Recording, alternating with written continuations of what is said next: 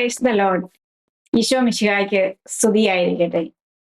ഷെക്കീന അമേരിക്കാസിന്റെ ഞങ്ങൾ വിശ്വസിക്കുന്നു എന്ന പ്രോഗ്രാമിലേക്ക് ഒരിക്കൽ കൂടി എല്ലാവരെയും സ്വാഗതം ചെയ്യുന്നു. സുവിശേഷത്തില് ഈശോയെ കണ്ടുമുട്ടുന്ന അനേകം വ്യക്തികള്, അവരുടെ ജീവിതത്തിൽ ഉണ്ടാകുന്ന മാറ്റങ്ങൾ, ഈശോ കണ്ടുമുട്ടുന്ന വ്യക്തികള് അവരുടെ ജീവിതത്തിൽ ഉണ്ടാകുന്ന മാറ്റങ്ങളെ കുറിച്ച് സുവിശേഷത്തില് നമ്മൾ വായിക്കുന്നുണ്ട്. അങ്ങനെ ഈശോയെ കണ്ടുമുട്ടിയ ഏതാനും ചില വ്യക്തികളുടെ ജീവിതത്തിലുണ്ടായ മാറ്റങ്ങളെ കുറിച്ചാണ് ഇന്നത്തെ ഈ എപ്പിസോഡില് ചർച്ച ചെയ്യുവാനായിട്ട് നമ്മൾ ആഗ്രഹിക്കുന്നത്. വിശുദ്ധ ലൂക്കായുടെ സുവിശേഷം 5-ാം അധ്യായത്തില് ഈശോ ഗനേസറത്ത് തടാകത്തിന്റെ തീരത്ത് ഒരു വഞ്ചിയിൽ കയറിയിരുന്ന് ശിഷ്യന്മാരെ പഠിപ്പിക്കുന്നതായിട്ട് നാം വായിക്കുന്നുണ്ട്. ശിമയോൻ പത്രോസിന്റെ വള്ളത്തിൽ കയറിയിരുന്നാണ് ഈശോ ജനങ്ങളെ പഠിപ്പിച്ചത്. ജനങ്ങളെ പഠിപ്പിച്ചതിന് ശേഷം ഈശോ ശിമയോൻ പത്രോസിനോട് ഇങ്ങനെ പറഞ്ഞു, ആഴത്തിലേക്ക് നീക്കി വലയിറക്കുക എന്ന്. അങ്ങനെ ഈശോ പറഞ്ഞതനുസരിച്ച് ശിമയോൻ പത്രോസ് വലയിറക്കുകയും വല കീറത്തക്ക രീതിയിൽ മത്സ്യങ്ങൾ അവര് ശേഖരിക്കുകയും ചെയ്തു. ഇത് കണ്ട് ശിമയോൻ പത്രോസ് ഈശോയുടെ കാൽക്കൽ വീണ് ഇങ്ങനെ പറഞ്ഞു, കർത്താവേ, പാപിയായ എന്നിൽ നിന്ന് അകന്നു പോകണമേ എന്ന്. ഈശോ പറഞ്ഞു, ഭയപ്പെടേണ്ട, ഇന്നു മുതൽ നീ മനുഷ്യരെ പിടിക്കുന്നവരാകുമെന്ന്. ശിമയോൻ പത്രോസിനോട് ഈശോ പറയുന്നില്ല നീ പാപിയാണ് എന്ന്. ഈശോയുടെ അടുത്ത് വന്നപ്പോൾ ശിമയോൻ പത്രോസിന് ഉണ്ടായ ബോധ്യത്തിൽ നിന്ന് ശിമയോൻ പത്രോസ് പറയുന്നതാണ് ഞാൻ പാപിയാണ് എന്ന്. എന്നാൽ പാപിയാണ് എന്ന് പറയുന്ന പത്രോസിനോട് ഈശോ എന്താണ് പറയുന്നതെന്ന് നമുക്ക് നോക്കാം. വിശുദ്ധ മത്തായിയുടെ സുവിശേഷം 16-ാം അധ്യായത്തില് ഈശോ ശിമയോൻ പത്രോസിനോട് ഇങ്ങനെ പറയുന്നതായിട്ടാണ് നാം വായിക്കുന്നത്. പത്രോസേ, നീ പാറയാകുന്നു, ഈ പാറമേൽ എന്റെ സഭ ഞാൻ സ്ഥാപിക്കും. നരകകവാടങ്ങൾ അതിനെതിരെ പ്രബലപ്പെടുകയില്ല. സ്വർഗരാജ്യത്തിന്റെ താക്കോലുകൾ ഞാൻ നിനക്ക് നൽകും. നീ ഭൂമിയിൽ കെട്ടുന്നതെല്ലാം സ്വർഗത്തിലും കെട്ടപ്പെട്ടിരിക്കും, നീ ഭൂമിയിൽ അഴിക്കുന്നതെല്ലാം സ്വർഗത്തിലും അഴിക്കപ്പെട്ടിരിക്കും. പാപിയാണെന്ന് പറയുന്ന പത്രോസിനോട് ഈശോ പറയുന്നു നീ പാറയാകുന്നു എന്ന്. അങ്ങനെ പാപിയായ പത്രോസിനെ ഈശോ പാറയാക്കി മാറ്റി സഭയുടെ തലവനാക്കി മാറ്റുന്നതായിട്ടാണ് നമ്മൾ കാണുന്നത്. അതുപോലെ തന്നെ ഈശോയുടെ 2 ശിഷ്യന്മാരായിരുന്നു സെബദി പുത്രന്മാരായ യാക്കോബും യോഹന്നാനും. അവർ ഒരിക്കല് അവരുടെ അമ്മയെ കൂട്ടിക്കൊണ്ടുവന്ന് ഈശോയുടെ അടുത്ത് വന്ന് ഒരു അഭ്യർത്ഥന നടത്തുന്നതായിട്ട് സുവിശേഷങ്ങളിൽ നാം വായിക്കുന്നുണ്ട്. ഈശോയുടെ വലതുവശത്തും ഇടതുവശത്തും ഇരിക്കുവാനുള്ള ഒരു ആഗ്രഹം അവര് ഈശോയുടെ അടുത്ത് വന്ന് പ്രകടിപ്പിക്കുന്നുണ്ട്. ഈ ആഗ്രഹത്തെ ഈശോ എതിർക്കുന്നൊന്നുമില്ല. എന്നാൽ ഈശോ അവരോട് ഒരു ചോദ്യം ഇങ്ങനെ ചോദിക്കുന്നുണ്ട്, ഞാൻ കുടിക്കുന്ന പാനപാത്രം കുടിക്കുവാൻ നിങ്ങൾക്ക് കഴിയുമോ എന്ന്. അവര് പറഞ്ഞു ഞങ്ങൾക്ക് കഴിയുമെന്ന്. ഞാൻ സ്വീകരിക്കുന്ന സ്നാനം സ്വീകരിക്കുവാൻ നിങ്ങൾക്ക് സാധിക്കുമോ എന്ന് ഈശോ അവരോട് ചോദിച്ചു. അവർ അതിനും മറുപടി പറഞ്ഞു ഞങ്ങൾക്ക് സാധിക്കും എന്ന്. എന്നാൽ ഈശോ വലതുവശത്തും ഇടതുവശത്തും ഇരുത്താമെന്ന് ഒരു ഉറപ്പും കൊടുക്കുന്നില്ല. കേൾക്കുമ്പോൾ ലൗകികമായ സ്വാർത്ഥമായ ഒരു ആഗ്രഹമാണെന്ന് നമുക്ക് തോന്നാം. എന്നാൽ അവരുടെ ഈ ആഗ്രഹത്തെ ഈശോ അതിനെ ഏറ്റെടുത്ത് വിശുദ്ധീകരിച്ച് മറ്റൊരു തലത്തിലേക്ക് ഉയർത്തുന്നതായിട്ട് നമുക്ക് ബൈബിളിൽ തന്നെ കാണുവാനായിട്ട് സാധിക്കും. അപ്പസ്തോല പ്രവർത്തനം 12-ാം അധ്യായത്തിന്റെ തുടക്കം ഇങ്ങനെയാണ്. യാക്കോബിന്റെ വധം. ഒന്നാമനാകാൻ ആഗ്രഹിച്ച യാക്കോബ് ശ്ലീഹായെ ഈശോ വേറൊരു തലത്തിൽ ഒന്നാമനാക്കുകയാണ് ചെയ്യുന്നത്. ഈശോയുടെ ശിഷ്യന്മാരിൽ ആദ്യത്തെ രക്തസാക്ഷിയാകുന്നത് യാക്കോബ് ശ്ലീഹായാണ്. അങ്ങനെ യാക്കോബ് ശ്ലീഹായുടെ ഒന്നാമനാകാനുള്ള ആഗ്രഹത്തെ ഈശോ ഏറ്റെടുക്കുന്നതായിട്ട് നമുക്ക് ബൈബിളിൽ തന്നെ കാണുവാനായിട്ട് സാധിക്കും. അതുപോലെ തന്നെ ഈശോ വഴിയിൽ വെച്ച് കണ്ടുമുട്ടുന്ന ഒരു വ്യക്തിയാണ് ചുങ്കക്കാരനായ ലേവി. ഈശോ വഴിയിലൂടെ കടന്നു പോകുമ്പോൾ ലേവിയെ കണ്ടുമുട്ടി. ഈശോ പറഞ്ഞു എന്നെ അനുഗമിക്കുക എന്ന്. ലേവി ഉടനെ തന്നെ എല്ലാം ഉപേക്ഷിച്ചിട്ട് ഈശോയുടെ പിന്നാലെ പോകുന്നതായിട്ടാണ് സുവിശേഷത്തില് നാം വായിക്കുന്നത്. ലേവി വലിയൊരു വിരുന്ന് തന്റെ ഭവനത്തില് ഈശോയ്ക്ക് വേണ്ടി നടത്തി. അനേകം ചുങ്കക്കാരും പാപികളും ആ വിരുന്നിൽ പങ്കെടുക്കുന്നതായിട്ട് നമുക്ക് കാണാൻ സാധിക്കും. പാപികൾക്കും ചുങ്കക്കാർക്കും ഒന്നും സിനഗോഗുകളിലോ അല്ലെങ്കിൽ ഫരിസേയ പ്രമാണികളുടെ വീട്ടിലോ പ്രവേശനമില്ല. എന്നാൽ ലേവി നടത്തുന്ന ഈ വിരുന്നിലൂടെ അനേകം ചുങ്കക്കാർക്കും പാപികൾക്കും ഈശോയുടെ അടുത്തിടപെടുവാനും ഈശോയുടെ അടുത്ത് വരുവാനും സാധിക്കുന്നതായിട്ട് നമുക്ക് കാണാൻ സാധിക്കും. അങ്ങനെ ചുങ്കക്കാരനായിരുന്ന ലേവി ഈശോയുടെ ശിഷ്യനായ മത്തായി സ്ലീഹയായിട്ട് മാറുന്നതായിട്ടാണ് വിശുദ്ധ ഗ്രന്ഥങ്ങളിലൂടെ നാം കാണുന്നത്. വിശുദ്ധ മത്തായിയുടെ സുവിശേഷം 13-ാം അധ്യായത്തില് ഒരു ധനികനായ ഒരു വ്യാപാരിയെ കുറിച്ച് പറയുന്നുണ്ട്. നല്ല രത്നങ്ങൾ തേടുന്ന വ്യാപാരി നല്ല ഒരു രത്നം, ഒരു നിധി കണ്ടെത്തുമ്പോൾ തനിക്കുള്ളതെല്ലാം വിറ്റിട്ട് ആ നിധി സ്വന്തമാക്കുമെന്ന്. ഇതുപോലെ തന്നെയല്ലേ ലേവിയും ചെയ്തത്.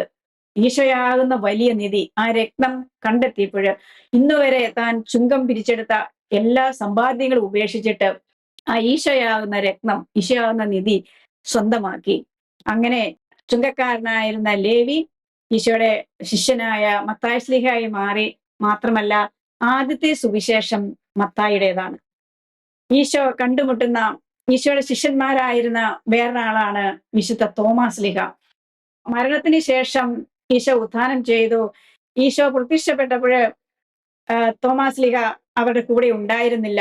ശിഷ്യന്മാർ തങ്ങൾ ഈശോയെ കണ്ടു എന്ന് പറഞ്ഞപ്പോൾ തോമാസ് സ്ലീഹ വിശ്വസിച്ചില്ല.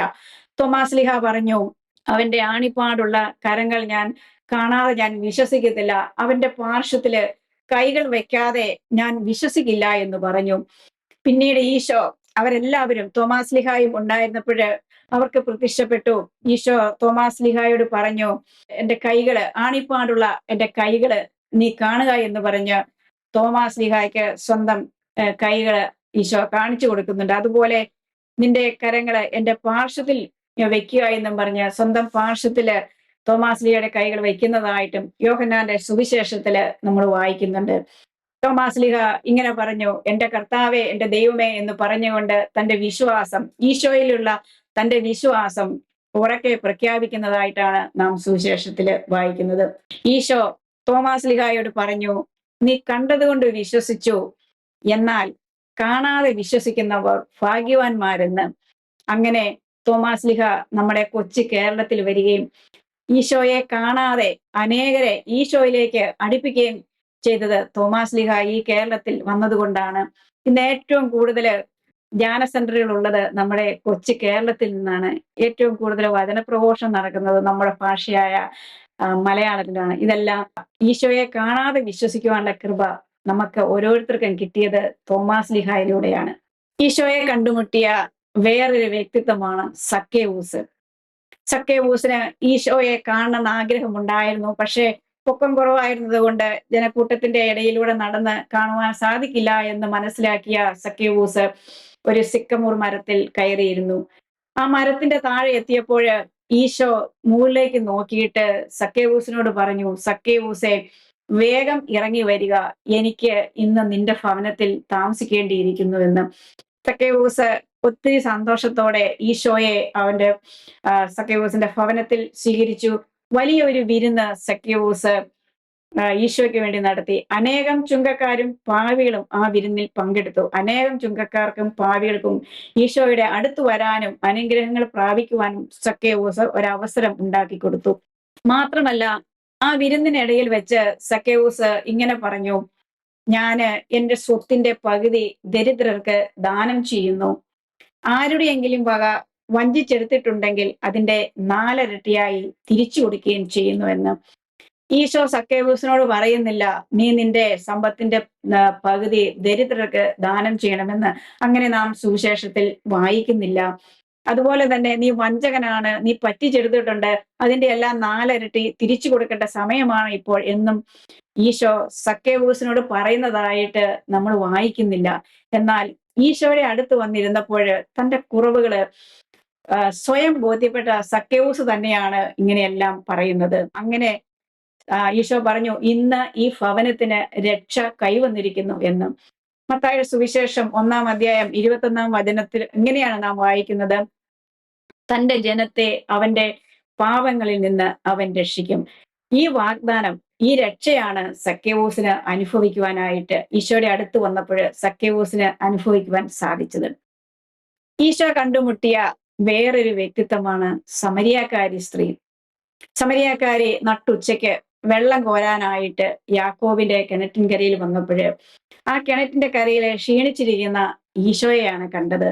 ഈശോ സമരിയാക്കാരിയോട് വെള്ളം ചോദിച്ചു, എനിക്ക് കുടിക്കാൻ തരിക എന്ന് പറഞ്ഞു.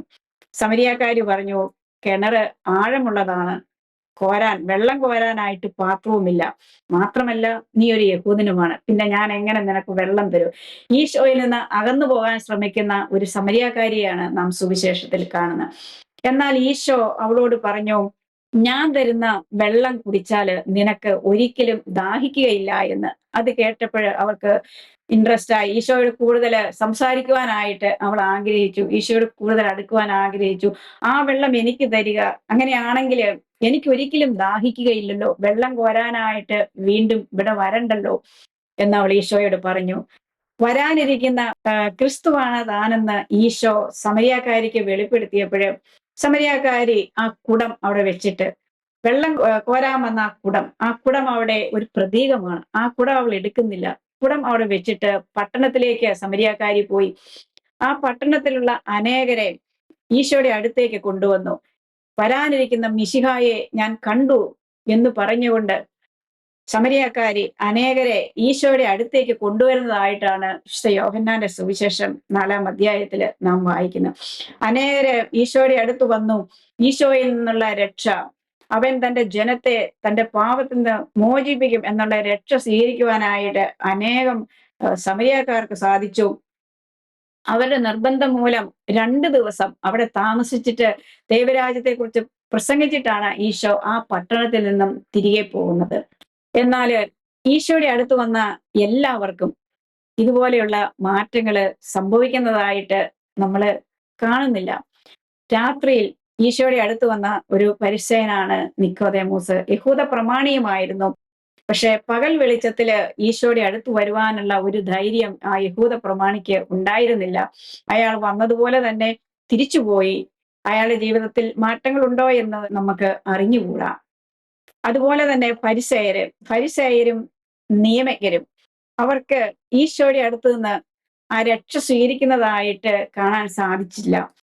എന്തുകൊണ്ടാണ് ഈശോയിൽ നിന്ന് ആ രക്ഷ, തന്റെ ജനത്തെ അവൻ അവരുടെ പാവങ്ങളിൽ നിന്ന് മോചിപ്പിക്കും എന്നുള്ള ആ രക്ഷ സ്വീകരിക്കുവാനായിട്ട് തടസ്സമായി നിന്നത് എന്താണ്? ഫരിസേയര് നിയമാനുഷ്ഠാനത്തിന് ഒത്തിരി പ്രാധാന്യം കൊടുക്കുന്നതായിട്ടാണ് നമ്മൾ ബൈബിളിൽ വായിക്കുന്നത്. നിയമാനുഷ്ഠാനത്തിലൂടെ അവര് ദൈവത്തെ പ്രീതിപ്പെടുത്താൻ ശ്രമിക്കുന്നതായിട്ടാണ് ബൈബിളിൽ കാണുന്നത്. ആ നിയമാനുഷ്ഠാനത്തിനാണ് അവർ പ്രാധാന്യം കൊടുക്കുന്നത്. ഈശോയുടെ വചനങ്ങളെക്കാൾ കൂടുതൽ, ഈശോയിൽ വിശ്വസിക്കുന്നതിനേക്കാൾ കൂടുതൽ നിയമാനുഷ്ഠാനത്തിന് പ്രാധാന്യം കൊടുത്തുകൊണ്ട് ഈശോ ആഗ്രഹിക്കുന്ന ലെവലിലുള്ള ഒരു രക്ഷ അവർക്ക് സ്വീകരിക്കുവാനായിട്ട് സാധിക്കുന്നില്ല. മാത്രമല്ല അവരെപ്പോഴും ഈശോയില് കുറ്റം ആരോപിക്കാൻ നോക്കിയിരുന്നു. ഈശോയിൽ കുറ്റങ്ങൾ കണ്ടുപിടിക്കാനായിട്ട് അവർ ശ്രമിക്കുന്നു. പ്രത്യേകിച്ച് ഈശോ സാപത്തിൽ രോഗശാന്തി കൊടുക്കുന്നതിനെ അവരൊത്തിരി വിമർശിക്കുകയും കുറ്റപ്പെടുത്തുകയും ചെയ്തതായിട്ട് വിശുദ്ധ ഗ്രന്ഥങ്ങൾ ബൈബിളില് നമുക്ക് വായിക്കാൻ സാധിക്കും. സാപത്ത് ദിവസം രോഗശാന്തി മേടിക്കുന്നത്, രോഗശാന്തി സ്വീകരിക്കുന്നത് നിയമാനുഷ്ഠാനത്തിന് എതിരാണെന്ന് ഫരിസേയരും നിയമജ്ഞരും വിശ്വസിച്ചിരുന്നു. എന്നാൽ ഈശോ അവരോട് പറയുന്നുണ്ട്, സാപത്ത് മനുഷ്യന് വേണ്ടിയാണ്, മനുഷ്യൻ സാപത്തിന് വേണ്ടിയല്ല. എന്നാൽ ഇത് ഉൾക്കൊള്ളുവാനുള്ള ഒരു ഹൃദയ വിശാലതയൊന്നും അവർക്ക് ഉണ്ടായിരുന്നില്ല. കാരണം അമിതമായ നിയമാനുഷ്ഠാനം മൂലം അവരുടെ ഹൃദയം കഠിനമായിരുന്നു, ഹൃദയം അടഞ്ഞുപോയിരുന്നു. അതുപോലെ തന്നെ ഈശോയോട് തർക്കിക്കുക, ഈശോയെ വാക്കിൽ കൊടുക്കുക എന്നുള്ളതും അവരുടെ ഒരു പ്രത്യേക രീതിയായിരുന്നു. ഒരിക്കല് ഒരു മനുഷ്യൻ ഈശോയോട് വന്ന് ചോദിക്കുന്നുണ്ട്, സീസണിന് നികുതി കൊടുക്കുന്നത് നിയമാനുസൃതമോ അല്ലയോ എന്ന്. അത് അറിയാൻ പാടില്ലാത്തത് കൊണ്ടല്ല അവര് അങ്ങനെ ചോദിക്കുന്നത്, മറിച്ച് ഈശോയെ വാക്കിൽ കൊടുക്കുക എന്ന ഒരു ഉദ്ദേശത്തോടു കൂടിയാണ് അവർ ചോദിക്കുന്നത്. അങ്ങനെ ഈശോയുടെ മറുപടിയിൽ നിന്ന് എന്തെങ്കിലും ഒരു കുറ്റം കിട്ടിക്കഴിഞ്ഞാല് ഈശോ സീസറിന് എതിരാണ് എന്ന് വരുത്തി തീർക്കുവാൻ വേണ്ടി അങ്ങനെ ഒരു ദുരുദ്ദേശത്തോടു കൂടിയാണ് അവർ ഈശോയോട് ആ ചോദ്യങ്ങൾ ചോദിച്ചത്. അങ്ങനെ കുറ്റപ്പെടുത്താനും കുറ്റങ്ങൾ കണ്ടുപിടിക്കുവാനും ഈശോയെ കുടുക്കുവാനും തർക്കിക്കുവാനും ശ്രമിച്ചിരുന്നത് കൊണ്ട് ഈശോ ഉദ്ദേശിച്ച ആ രക്ഷ, തന്റെ ജനത്തെ അവൻ പാപങ്ങളിൽ നിന്ന് മോചിപ്പിക്കും എന്ന ആ രക്ഷ അവർക്ക് അനുഭവിക്കുവാൻ സാധിക്കുന്നില്ല. അതുപോലെ തന്നെ ഈശോ കണ്ടെത്തിയ വേറൊരു ജീവിതമാണ് ബെത്സയിദ കുളക്കരയിലെ തളർവാദ രോഗി. 38 വർഷമായി തളർവാദം പിടിച്ച് ആ കുളക്കരയിൽ കിടന്ന തളർവാദ രോഗിയെ ഈശോ കണ്ടുമുട്ടിയപ്പോൾ ഈശോ അയാളോട് ചോദിച്ചു, സുഖം പ്രാപിക്കുവാൻ നിനക്ക് ആഗ്രഹമുണ്ടോ എന്ന്. അപ്പോൾ തളർവാദ രോഗി തന്റെ നിസ്സഹായ അവസ്ഥ ഈശോയോട് വെളിപ്പെടുത്തുന്നുണ്ട്. ആരും എന്നെ കുളത്തിലേക്ക് ഇറക്കാനില്ല എന്ന്. എന്നാൽ ഈശോ അയാളോട് പറഞ്ഞു, നിന്റെ കിടക്കയും എടുത്തുകൊണ്ട് നീ വീട്ടിലേക്ക് തിരിച്ചു പോവുക എന്ന്. അങ്ങനെ അയാള് പുതിയൊരു വ്യക്തിയായിട്ട് സൗഖ്യം പ്രാപിച്ച് കിടക്കയും എടുത്ത് 38 വർഷം തളർന്നു കിടന്ന ആ മനുഷ്യൻ ഈശോയിൽ നിന്നുള്ള രക്ഷ സ്വീകരിച്ച് വീട്ടിലേക്ക് തിരിച്ചു പോകുന്നതായിട്ടാണ് നമ്മുടെ യോഹന്നാന്റെ സുവിശേഷം 5-ാം അധ്യായത്തില് വായിക്കുന്നത്. ഈശോയുടെ കൂടെ 3 വർഷം ജീവിച്ചിട്ടും യാതൊരു മാറ്റവുമില്ലാത്ത ഒരു വ്യക്തിയെ, ഈശോയുടെ ഒരു ശിഷ്യനെ നമ്മൾ കണ്ടുമുട്ടുന്നുണ്ട്. യൂദാസ് കറിയോത്തയാണ് ഈശോയെ ഒറ്റിക്കൊടുത്തത്. 3 വർഷം ജീവിച്ചിട്ടും ഈശോയെ നിന്നുള്ള രക്ഷ യൂദാസിന് സ്വീകരിക്കുവാൻ സാധിക്കുന്നതായിട്ട് സുവിശേഷത്തില് കാണുന്നില്ല. അന്ത്യ അത്താഴ സമയത്ത് ഈശോയിൽ നിന്ന് അപ്പം സ്വീകരിച്ചപ്പോൾ സാത്താൻ യൂദാസിൽ പ്രവേശിച്ചു എന്നാണ് യോഹന്നാന്റെ സുവിശേഷത്തില് നമ്മൾ വായിക്കുന്നത്. ഉടൻ തന്നെ അവൻ പുറത്തേക്ക് പോയി, അവിടെ അന്ധകാരമായിരുന്നു എന്ന്. വിശുദ്ധ പൗലോസ്ലീഹ കൊറിന്തോസ്യർക്ക് എഴുതിയ 1-ാം ലേഖനം 11-ാം അധ്യായത്തില് ഇങ്ങനെയാണ് പറയുന്നത്, നിങ്ങൾ അയോഗ്യതയോടെ വിശുദ്ധ കുർബാന സ്വീകരിക്കുന്നത് മൂലമാണ് നിങ്ങളിൽ പലരും രോഗികളായിത്തീരുന്നതും നിങ്ങൾ മരിക്കുകയും ചെയ്യുന്നത് എന്ന്. അയോഗ്യതയോടെ വിശുദ്ധ കുർബാന സ്വീകരിക്കുമ്പോൾ നമ്മളും യൂദാസിനെ പോലെ ആയിത്തീരുകയാണ് ചെയ്യുന്നത്. അതുപോലെ തന്നെ ഒരു ധനികനായ യുവാവ് ഈശോയുടെ അടുത്ത് വരുന്നതായിട്ട് ലൂക്കായുടെ സുവിശേഷത്തില് നമ്മൾ വായിക്കുന്നുണ്ട്.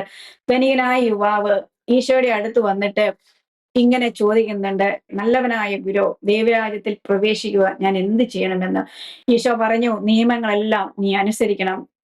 അപ്പോൾ ആ ധനികൻ പറഞ്ഞു, ഇവയെല്ലാം ഞാൻ ചെറുപ്പം മുതൽ തന്നെ പാലിക്കുന്നുണ്ട്. അപ്പോൾ ഈശോ പറഞ്ഞു, എന്നാൽ നിനക്ക് ഒരു കുറവുണ്ട്. നീ നിനക്കുള്ളതെല്ലാം വിറ്റ് ദരിദ്രർക്ക് ദാനം ചെയ്യുക എന്ന്. അപ്പോൾ ആ ധനികൻ ഒത്തിരി സങ്കടത്തോടെ തിരിച്ചു പോയതായിട്ട് നമ്മുടെ സുവിശേഷത്തിൽ വായിക്കുന്നു. ഈശോയുടെ അടുത്ത് വന്നിട്ട് സങ്കടത്തോടെ തിരിച്ചു പോകുന്ന ഒരേ ഒരു വ്യക്തി ഈ ധനികനായ യുവാവാണ്. കാരണം അയാൾക്ക് സക്കേവൂസിനെ പോലെ തന്റെ സമ്പത്ത് ഷെയർ ചെയ്യുവാനായിട്ടുള്ള ഒരു ഉൾക്കാഴ്ച ഈശോയുടെ അടുത്ത് വന്നപ്പോൾ ലഭിച്ചില്ല. അതുകൊണ്ട് അയാള് സങ്കടത്തോടെ തിരിച്ചു പോകുന്നതായിട്ടാണ് നമ്മൾ സുവിശേഷത്തില് വായിക്കുന്നത്. ഈശോ കണ്ടുമുട്ടിയ വേറൊരു വ്യക്തിയാണ് നായിനിലെ വിധവ. സ്വന്തം മകന്റെ വിലാപയാത്രയിൽ പങ്കെടുക്കുമ്പോഴാണ് ഈ വിധവയെ ഈശോ കണ്ടുമുട്ടുന്നത്.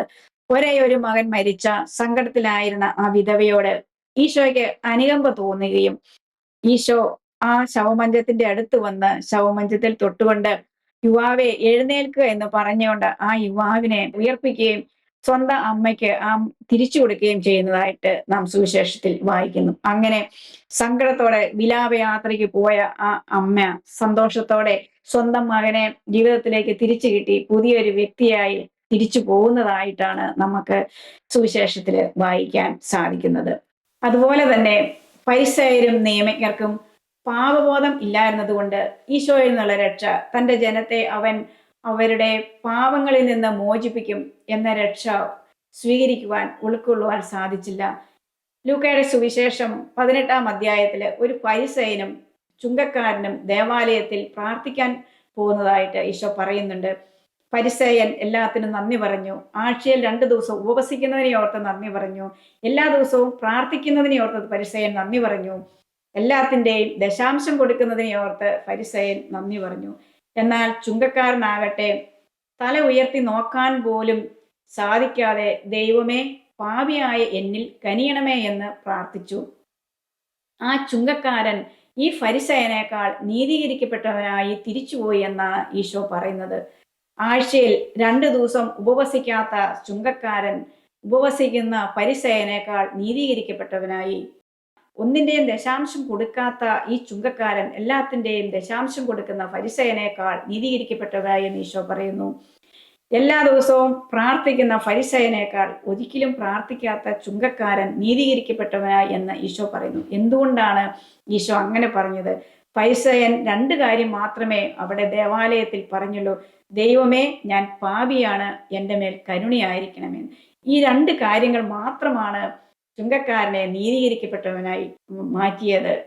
ഈശോ പറയുന്ന ആ രക്ഷ, മത്തായിയുടെ സുവിശേഷം 1:21 പറയുന്ന രക്ഷ, തൻ്റെ ജനത്തെ അവൻ അവരുടെ പാവങ്ങളിൽ നിന്ന് മോചിപ്പിക്കും എന്ന രക്ഷ ഈ ചുങ്കക്കാരന് സ്വന്തമാക്കാൻ സാധിച്ചു. പാപബോധമില്ലായ്മയാണ് ഫരിസയരെയും നിയമജ്ഞരെയും ഒരു പരിധിവരെ ഈശോയുടെ രക്ഷ ലഭിക്കുന്നതിന് തടസ്സമായി നിന്ന ഒരു കാരണം അതാണ്. അനുദിനം വിശുദ്ധ കുർബാനയിൽ നമ്മൾ പങ്കെടുക്കുമ്പോൾ ഈ ചുങ്കക്കാരനെ പോലെ നമുക്കും ഈശോയോട് പ്രാർത്ഥിക്കണം: ദൈവമേ, ഞാൻ പാപിയാണ്, എൻ്റെ മേൽ കനിയണമേ എന്ന്. അതുപോലെ തന്നെ തോമാസ്ലീഹായെ പോലെ നമുക്കും പറയാൻ പറ്റണം: എൻ്റെ കർത്താവേ, എൻ്റെ ദൈവമേ എന്ന് പറഞ്ഞുകൊണ്ട് വിശുദ്ധ കുർബാനയിൽ യേശുവിനെ ഏറ്റുപറയണം. നമ്മുടെ വിശ്വാസം വർദ്ധിപ്പിക്കണം. അതുപോലെ തന്നെ എല്ലാ ദിവസവും വിശുദ്ധ കുർബാനയിൽ പങ്കെടുക്കുന്ന നമ്മൾ ഒരിക്കലും ധനികനായ യുവാവിനെ പോലെ സങ്കടപ്പെട്ട് തിരിച്ചു പോകരുത്. മറിച്ച് സക്കൈവൂസിനെ പോലെ എൻ്റെ സ്വത്തിൻ്റെ പകുതി ഞാൻ ദരിദ്രർക്ക് പങ്കുവയ്ക്കുന്നു എന്ന് പറയുവാനുള്ള, ദാനധർമ്മം ചെയ്യുവാനുള്ള, നമ്മുടെ ദശാംശം കൊടുക്കുവാനുള്ള ഒരു കൃപ നമുക്ക് തരണമേ എന്ന് അനുദിനം വിശുദ്ധ കുർബാനയിൽ നമ്മൾ ഈശോയെ കണ്ടുമുട്ടുമ്പോൾ നമുക്ക് പ്രാർത്ഥിക്കാം. ഈശോയെ കണ്ടുമുട്ടിയ ജീവിതങ്ങളിൽ അവരിൽ വന്ന മാറ്റങ്ങൾ നമ്മുടെ ജീവിതത്തിലും ഉണ്ടാകട്ടെ എന്ന് നമുക്കും പ്രാർത്ഥിക്കാം. ഒരിക്കലും ഫരിസയരെ പോലെ അല്ലെങ്കിൽ നിയമജ്ഞരെ പോലെ കഠിനഹൃദയരാകാതെ, യേശുവിൽ കുറ്റമാരോപിക്കുന്നവരാകാതെ, സഭയിൽ കുറ്റമാരോപിക്കുന്നവരാകാതെ നമുക്ക് ഈശോയോട് കൂടുതൽ അടുക്കുവാനുള്ള കൃപ നൽകണമേ എന്ന് നമുക്ക് പ്രാർത്ഥിക്കാം. Praise the Lord.